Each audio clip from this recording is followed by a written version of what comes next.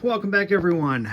No, we're not going to talk about the Tandy, but I'm going to use it as a prop in this video. So, the vintage computer hobby is a relatively new one. That's kind of a spin-off of the antique radio restoration hobby that, you know, our forefathers and foremothers, is that even a thing? Participated in years past. And it's kind of an offshoot of the classic car collection craze that is sweeping the nation. One of the most difficult aspects of collecting man-made objects from the past is once these items have been largely discarded by the masses, parts quickly dry up and are no longer available. So, for example, if you found one of these Tandy 1000s at a yard sale and it was in its base configuration, and you probably paid a little, whatever you paid doesn't matter, but let's just say, like my machine, for example, it was purchased new in 1990 and never upgraded, never really used much. So when I dug it out of the closet a few years ago, it was relatively useless. All the software that I wanted to run on it wouldn't run because it didn't have enough memory. It didn't have, and because floppy disks are rapidly dying off, I had almost no good way to move data to and from it. So, through the entrepreneurial spirit, other hobbyists have become little business owners, and they've developed and engineered solutions for all of these problems. There are folks who are creating 3D printing and selling these little expansion port covers, which mine is intact because it's, well, fortunately I'm the original owner and I never let it get lost. But these little doors keep getting lost, and you find these all over the place and they're missing the damn covers. So someone's making money selling those covers, is recreating them, 3D printing them and painting them and doing all that work. Rob Krenneke is another example of a gentleman who saw a need for an expansion module that could replicate most of the popular expansion modules that Radio Shack once sold for these as upgrades. And he re-engineered them to fit on one board and added a local storage option, such as basically a hard drive that these machines never had in the first place. There's another gentleman, I have to look up his name, hold on. I had to look that up. Derek Osborne is another one who's created a drop-in real-time battery backup real-time clock for the Tandy 1000 series. And he's made quite a name for himself. And there are other folks like Retrotech Chris Linderman, who is involved heavily in the smart modem, BBS, Wi-Fi smart modem BBS solutions for these classic machines. And these are individuals who not only love the hobby, but they love it enough to contribute to the community as a whole, to improve the usability, repair and solve issues that were inherent in the original product. And it's just a great thing, and it's what makes collecting vintage computers so fun, because there are so many people who are way smarter than me who can do all of this and make a few bucks on the side. And there's another gentleman I want to call out specifically. His name is Jesse. He goes by I80386 online, and he also has a YouTube channel. I believe it's Compaq. I'm such an idiot. 80s Compaq PC. Thank you. I had to look him up, actually, because I can never remember people's names, and they usually have like 3 different names that I know them by, and I get them all mixed up. So I'm BBISHOPPCM, always will be, always has been, and has been since 1998, actually. Anyway. So what was I getting at? So Jesse has started a small little side business rebuilding battery packs, and most of his efforts are currently towards the Compaq machines, because there's a wide fan base for Compaq's various laptops throughout the ages. The LTEs, the the Conturas, and to some extent the Compaq Armadas. In fact, I reached out to him and I said, listen, I need a battery for my Contura, and I would love to buy one from you. He's actually sold me a couple of batteries over the years. He sold me a battery, a real-time clock battery, or EEPROM battery for my my LTE 5280, and he sold me a Resume battery for the Contura, which I put in, and I could not get it to work. Little side note: the Conturas had a factory option where you could have what's called a Resume battery installed, and what it does is it lives under the keyboard shelf here. It just sits right there and plugs into the main board, and it provides battery in between. It provides battery power for the memory when it's in suspend mode.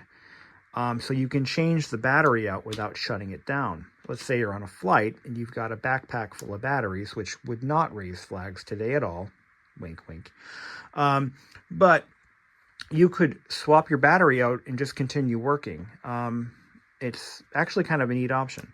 I don't ever see Conturas that have this battery installed, so I said, hey, do you want to sell me one? I think he gave me one for free, actually. So I reached out to him again, and I said, hey, I'd like to actually be able to use this because it is a laptop, and I'd like to use it as such. Can you sell me a battery? So we worked out a deal. I'm going to send him a couple of shells, I think, or at least one shell. And he rebuilt the battery for me, and I'm going to show it to you right now. So this is an original Compaq battery shell. This is a nickel metal hydride. These came with two options. There was NiCad. This is a NiCad battery. Okay. It says nickel cadmium on it. And there was a nickel metal hydride option, and that's what this is. The nickel metal hydride was the better of the two options. They're the easiest to rebuild because you can get nickel metal hydride cells, but you cannot get NiCad cells. Surprisingly, in 2024, they are still pumping out nickel metal hydride cells. You can still buy them, and good quality ones too. So that's a good thing. But what do you say we go ahead and put this battery in and just see what happens? Battery is supposedly fully tested, charged, ready to go. Before I do that, I want to make sure that I'm setting expectations here. So this is a battery that was cut open. It's a lot of work. I've done a couple of these myself. I know how much work this is. It is not easy. These have to be cut open, the cells replaced, and you have to use a battery tab spot welder. It's a special tool that most people don't have, which is why I was more than happy to pay him his asking price. But the batteries have to be then reassembled, and it doesn't look pretty, but it's not going to. This is not an easy job. I've done a couple of them myself. I know it's not that easy. And the end result is a battery that will work. That is the plus. And it may not be the prettiest. I did take a buffing wheel to this just to clean it up a little bit more. Because I am very picky, but otherwise, as long as it fits in the shell, and it does, clicks right in, then I'm good with it. And look at that. Okay, so let's go ahead and so the charge indicator just came on. I'm gonna unplug this battery charger here, and we're gonna just turn it on. So this is going to be the first time this has run off battery power in probably 25 years. I've owned this machine for a little... Actually, no, wait. No, this isn't the one I got. But it's probably... I actually I had to think about that for a second. Who did I get this from? This came from one of my coworkers. And it was his father's machine. And he stopped using it sometime in the early 2000s. So this machine has not been on battery power since. So look at that. It fires right up. Unbelievable.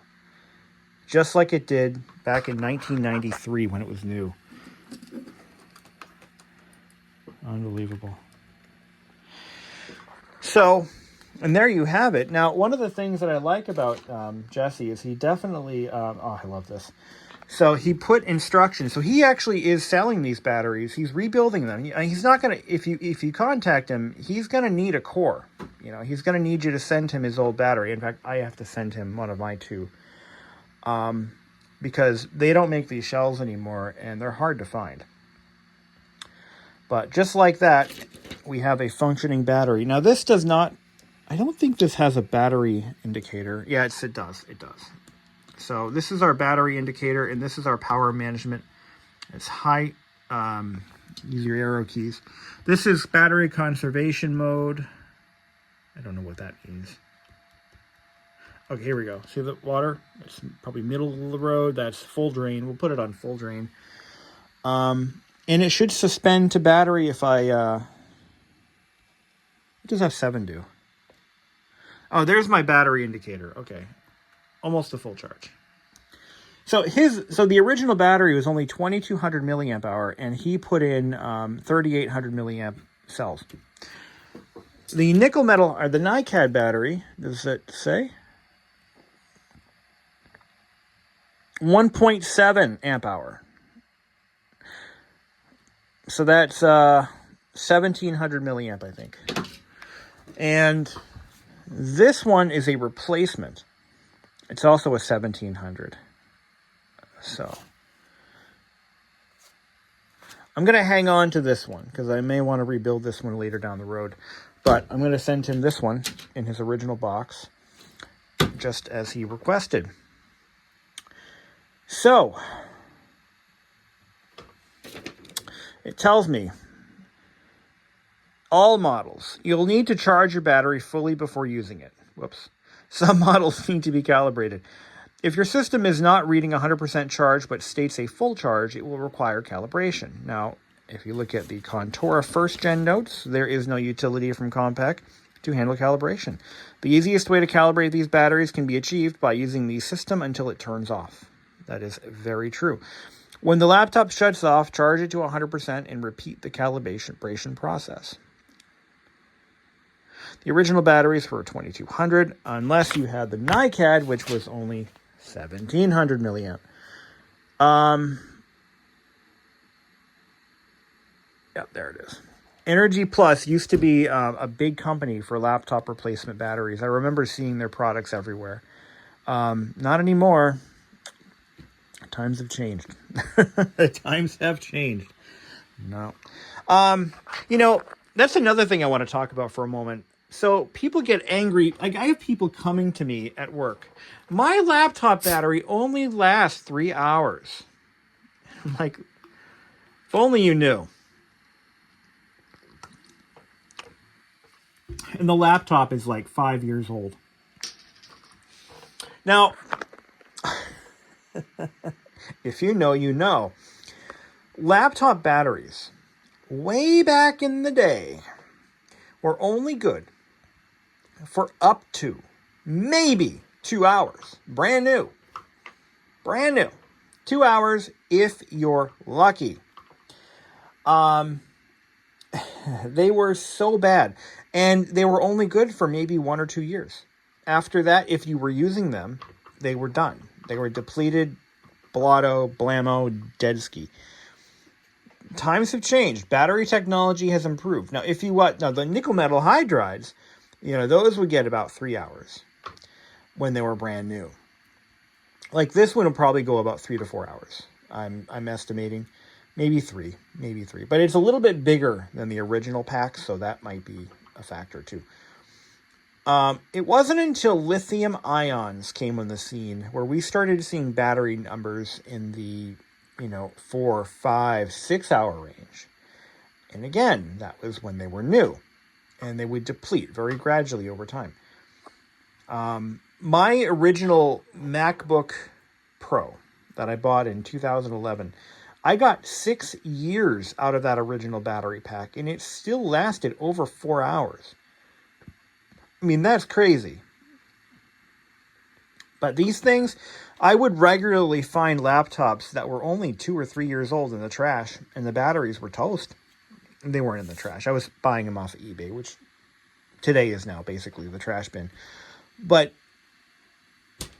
battery technology has come a long way, and you got to appreciate that. You really do. I'm already down 2 bars. So we should probably fully charge this thing. I don't know if he shipped it to me fully charged or not, but I'm going to let it run down.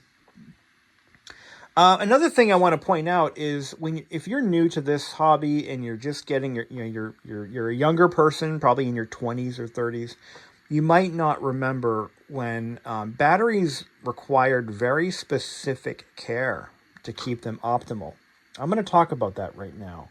So NiCad batteries, which were the first, the OGs, the NiCads.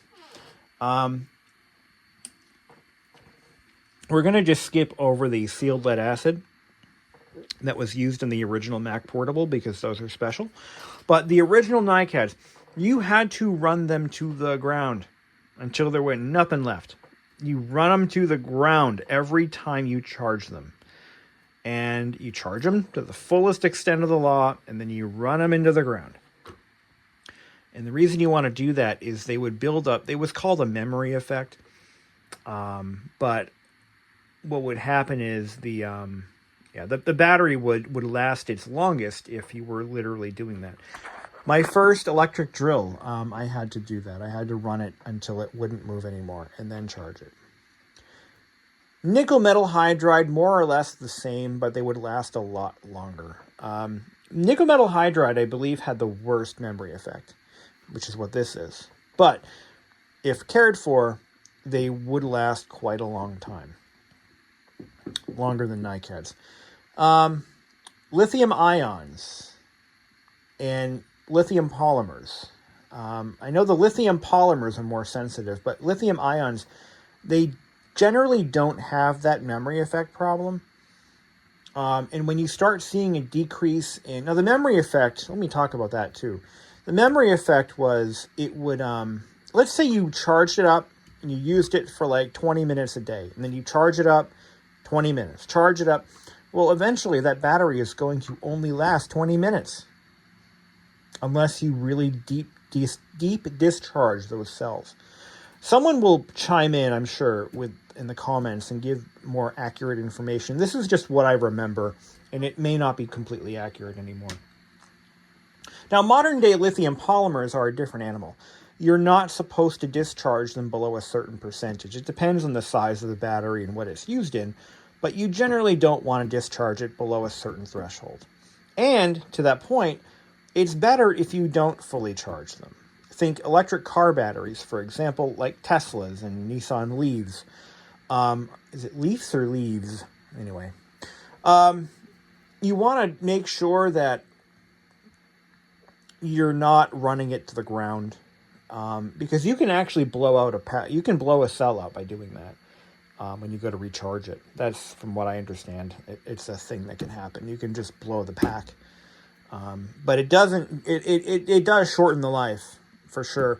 And fully charging it, not a good idea if you can help it. So you'll find that some modern laptops, even MacBooks, are doing this now, where they'll actually, if it notices that you're not fully running it down between uses, it will automatically put little barriers in the charge conditions. So what will happen is it will start to charge to 90%, 80%, whatever. And I think sometimes you can actually adjust that, although the modern Macs don't seem to have that in the OS. But you can adjust the threshold in some machines to be 90%, 95, 80%.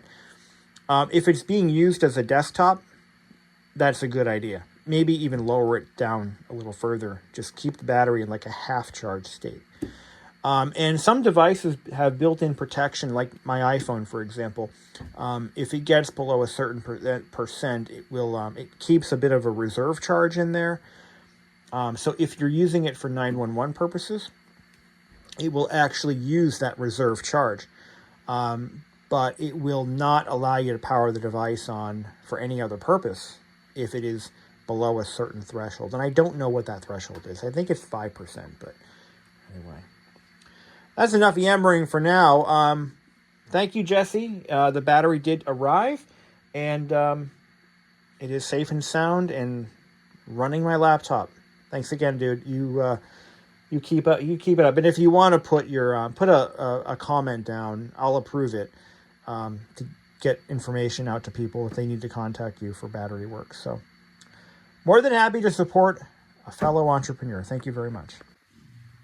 You all know I can never finish a video, right? So I just reached out to Jesse, who I bought the battery from, and I asked him, how he would like others to reach out for battery orders, and he gave me his contact info for that purpose. But I forgot to do one thing. I forgot to test out the suspend resume battery. Let's see what it does. I'm going to hit the suspend button. Okay. I'm going to close the lid. We're going to just drop the battery out. It sticks out a little bit. Expect that. Remember, these are batteries that were rebuilt from old shells.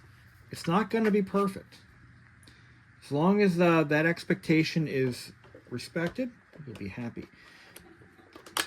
Okay, put the battery back in. Let's see what's going to happen. I have goosebumps.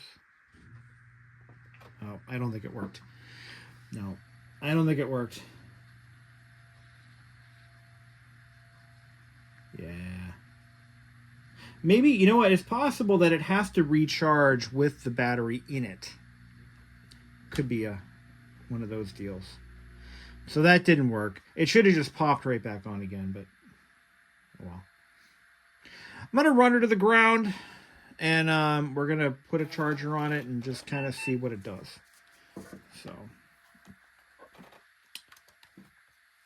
thank you for watching. Okay, round 2, attempting the suspend resume battery deal. All right, so I'm going to put it into suspend mode.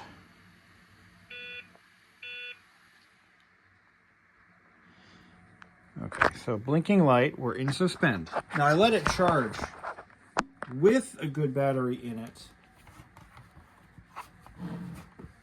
All right. So as soon as I pull the power source out, that being the battery,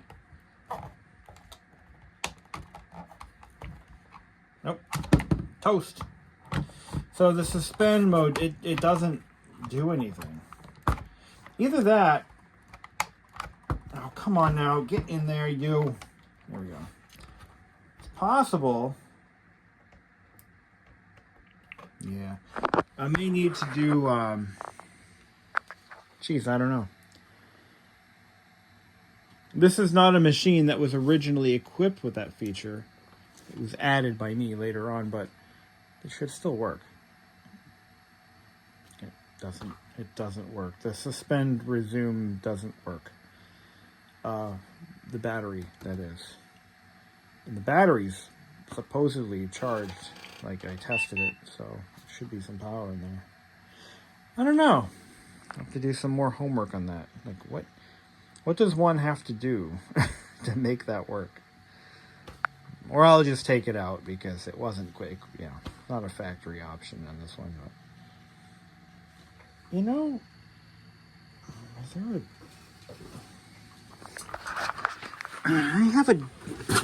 I have another Contura motherboard here. Let's just take a look and see what it's wired to. So this is where that battery goes. It plugs in right here.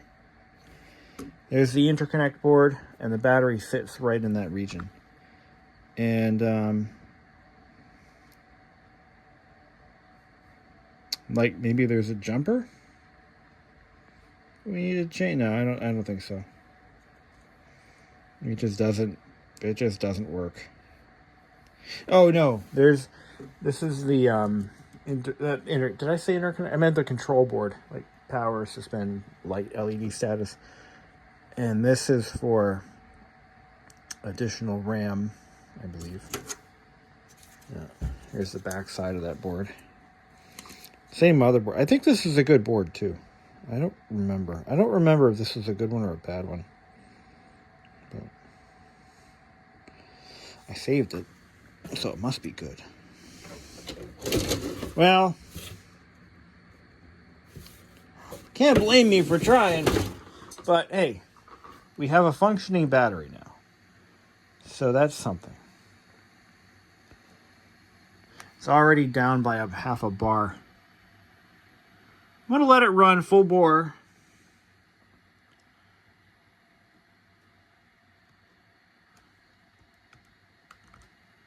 Run it full bore and just see.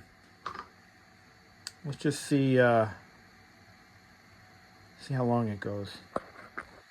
So I want to talk a little bit about the accuracy or inaccuracy of the battery meters on these older devices, especially prior to calibrated battery monitors. I don't know exactly what methodology this battery meter uses. If it's time, and I know it's not based on time. It's got to be based on voltage. I don't know.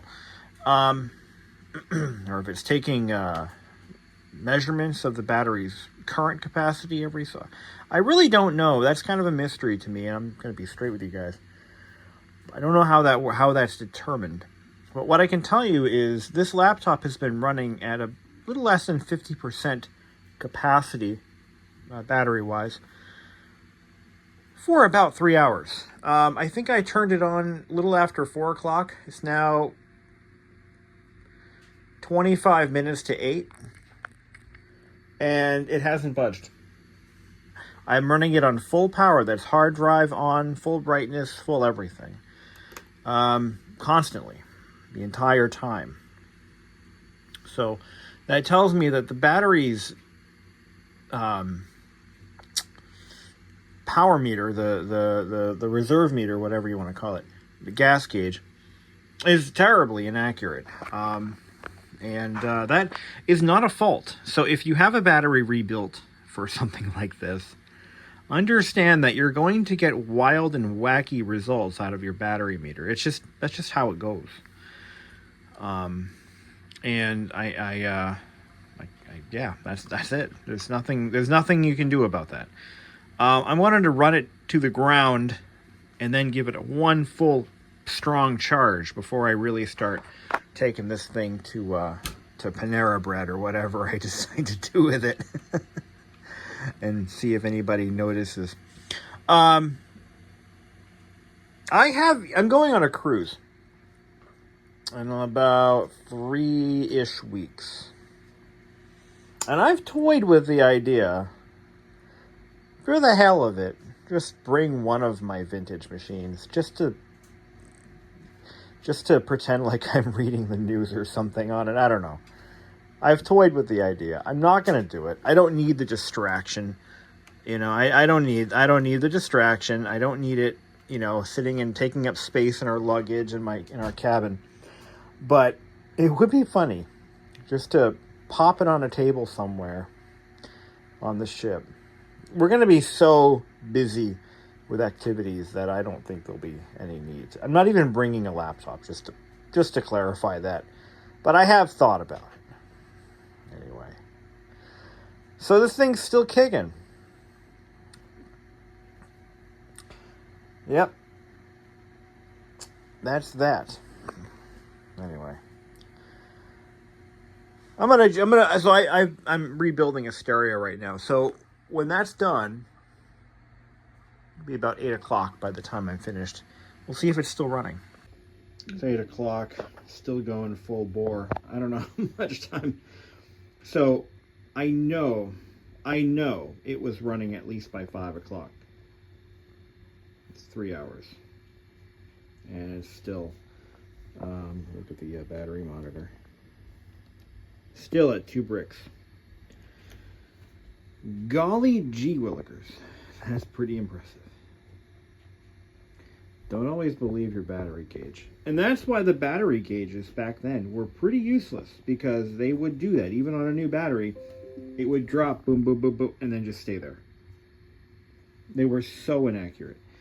But I got other things I gotta do. I'm just gonna let it run. Don't know when it's gonna die, but it's gonna die. Probably next hour or so.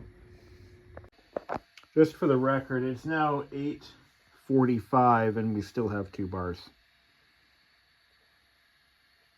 Jesse, I don't know what you put in this battery, but Holy crap. Would you believe it is now 10:05?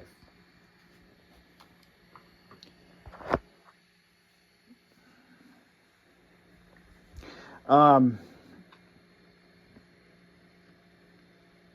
10:05 p.m. I mean, 10:05. It's still going. So that's at least 5 to 5.5 hours of runtime so far.